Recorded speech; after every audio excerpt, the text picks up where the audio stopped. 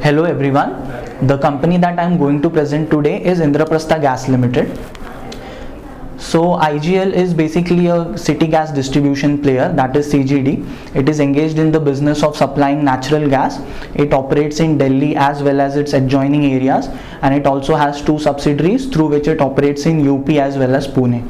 It is a PSU that is jointly owned by GAIL as well as BPCL, and Government of Delhi also owns a 5% stake in it. It also has a strong management team with 3 decades of experience, and it also has some marquee investors invested in it. This shows the confidence in the company. Next up, we'll glance through the structure of the natural gas industry and understand the industry. So IGL buys natural gas from producers such as ONGC and Oil India domestically through the transmission pipelines which are owned by GAIL as well as GSPL.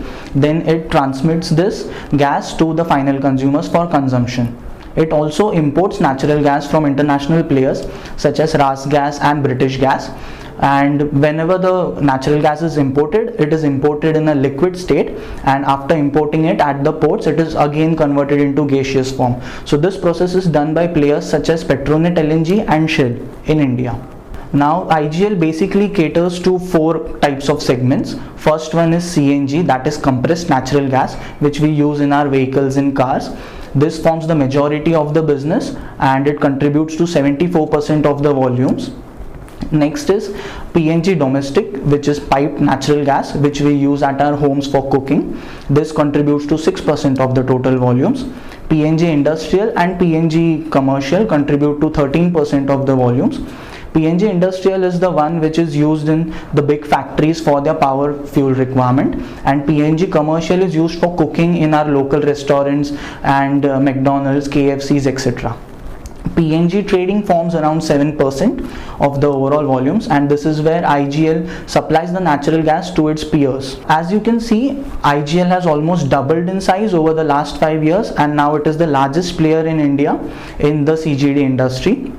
It almost forms 25% of the overall CGD industry in India as on FY20. It has around 500 CNG stations which cater to around 11 lakh of CNG vehicles, and it also supplies natural gas to 14 lakh homes. So these are the 5 key reasons why we believe IGL is a good investment opportunity, and we'll go through them one by one in detail over the next few slides.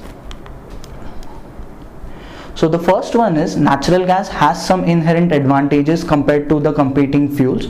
First of all, it is a cleaner source of fuel. It is also cheaper than petrol and diesel, and the gas which we use at our homes, the PNG natural gas, it is also cheaper compared to the LPG gas. It also offers a safer and convenient option when compared to LPG while we are using it at home. Also, if you look, CNG penetration is very low at 9% of the overall total passenger cars, and this gives us a large room for adoption going forward. So when people are buying diesel cars, they are actually looking at a car which gives them good mileage, and we expect post the implementation of BS6, the 42% people which are buying the diesel cars will actually shift to CNG than petrol. So now, as you can see, IGL operates a high margin business as it is able to sell its CNG at 12 rupees per kg margins. How it is able to do this?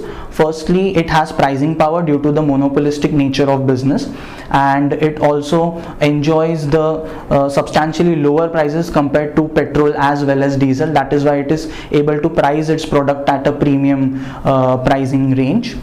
Also, it has lower raw material costs due to the benign natural gas prices domestically as well as globally. Also, the lower operating cost which the company enjoys due to the size of operations helps its margin. And how is it able to sustain these margins, and why other players aren't able to get into this business as well? This is because of some key entry barriers which are present in the industry. Some of those are marketing and infrastructure exclusivity which IGL enjoys in its operational areas. The CGD business is also a capex heavy business with long gestation period, and the players who want to get into this business have to also fulfill certain technical conditions as well. So the second key reason is it has the support of government. Government is committed to boost the adoption of natural gas in our country. So the main objective of government is to reduce the dependence on crude imports and to reduce the overall import bill that we have in our country. So natural gas automatically plays a key tool for the government to achieve this objective. And as you can see, the government is actually targeting to increase the use of natural gas in the overall energy mix from 6.2% currently to 15% over the next decade, and for this it is also laying down pipelines of around 7,000 kilometers in the country right now. Also, the National Green Tribunal has come up with few bans on the polluting fuels across the country. One such ban is the ban of use of coal in the Morbi area, which is in Gujarat. And as you can see, because of this ban which was levied in March 2019, there was actually a significant jump in the volumes of Gujarat Gas Limited in Q1 FY20. IGL also has similar clusters which are under its ownership, and there are 5 such clusters which come under the list of polluted clusters. Now if you look at the overall natural gas consumption, 15% of the overall consumption is by the CGD industry, and we expect this overall pie, which has grown by 3.4% over the last 6 years, to grow in lower double digits for the next decade. And why we expect this significant jump in the overall growth rate for the upcoming years is due to some of the positive changes that have happened over the past 5 years.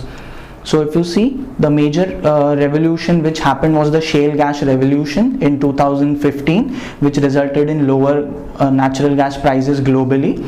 Also, the APM pricing mechanism was changed in the year 2016. So APM pricing is the administered pricing mechanism which is decided by the regulator, which is PNGRB. These prices are decided on a 6-monthly basis based on the global 4 benchmark indices of natural gas pricing. Also, we lowered the import duty from 5% to 2.5%, which facilitated more imports into the country. Also, the new government came into power, and we also reconstituted the board of PNGRB, which led to positive reforms and measures being taken to boost the natural gas consumption in our country. Now, PNGRB has also done aggressive awarding of new geographical areas for the last 2 bidding rounds, which has led to an increase in supply as well as infrastructure, which will be able to cater to almost 70% of the population and 50% of the overall area of our country. This will significantly add to the overall volumes going forward and drive the volume growth as well for the industry. The third key reason is the lower natural gas prices, which is the key raw material for this industry as well as IGL, will help sustain the margins. So the domestic prices as well as the global natural gas prices have been benign due to favorable supply and demand factors, and this will help the overall margins to be at least stable, if not improve from here on. And IGL has a well diversified sourcing mix as well to take advantage of this situation which will arise. Also, if you look at the charts, IGL has shown a tremendous pricing power, as it has been able to increase its margins in an increasing as well as a decreasing natural gas pricing scenario. The fourth key reason is we believe the new geographical areas will help to drive growth going forward. So IGL has actually won a significant key areas over the last few years, which we expect will contribute to the growth going forward. As you can see, the contribution of these areas to the overall volumes in FY22 is at just 2%, and this will significantly grow and contribute around 12% of the volumes in FY26. So this will drive the higher growth for the company. So when you scan across the overall CGD industry, IGL clearly stands out as the best player to bet. As you can clearly see, it is the largest player in terms of size when compared to its peers. It has also been the fastest growing player without compromising on its profitability, and it also commands a significant valuation premium due to the above factors. Now, why IGL is able to drive such a faster growth without compromising on its margin is because of its efficient capital allocation. As you can see, IGL meaningfully slows down its capex during the years where the company goes through a slow growth phase. But despite this, it has been able to grow at its double-digit pace, its overall volumes, and it has also been able to grow its customer base at the rate of 20 to 30% over the last 5 to 10 years. Now, despite being a government-controlled capex-heavy business, IGL is a zero debt company, as well as it has healthy cash reserves, which are approximately 8% of its current market cap. It has also generated positive FCF for the past decade. Apart from this, IGL is also important to its promoters, as 11% of the profits for BPCL as well as 3% of the profits for GAIL come from IGL. They also earn commission and transportation tariff from IGL respectively. IGL also pays them dividends every year, with the payout being in the range of 20 to 25%. Now coming to the financial aspect of the company, as you can see, the company has been able to grow in double digits for the past decade in terms of volume as well as its revenue. Also, the profits have increased at 18% CAGR for the past decade. It has also been able to increase its margins. The company, we expect going forward, will provide a volume growth of 7.8% as well as a profit growth of 11% while maintaining its profitability. IGL also has a strong balance sheet with strong cash reserves at which are around 8% of its current market cap, with zero debt on its company. We expect the company to generate positive FCF and a significant jump in the cash flows from FY23 when the capex intensity reduces. So IGL has been a wealth creator over the past decade for investors. The company got significantly re-rated since FY16 due to the overall change in the macroeconomic factors, which turned out to be favorable for the company, as well as its overall better than expected performance. Also, if IGL is able to repeat the same success going forward, we expect a further re-rating to happen. Thus, we expect the stock to provide 2.5 to 3.5 times returns over the next 5 years. Here we have listed some of the key risks which might impact the business operations of the company in an adverse manner. So one of the key risks is the introduction of competition by the regulator, that is PNGRB. This will impact the monopoly nature of the business, and the introduction of competition will lead to loss of market share for the company as well as put pressure on its margins as well. Another key significant risk is the introduction of EVs, that is electric vehicles. So this, we believe, is a longer term threat, not a short term or a near term threat, as electric vehicles are a new concept to the world as well as to India, and the evolution and development of this market will take time, and we expect another 10 to 15 years before we actually mass adopt this kind of technology. So this will be a longer term threat, not a near term threat. So this concludes my presentation, and I hope you have a better understanding on the business of the company. Thank you.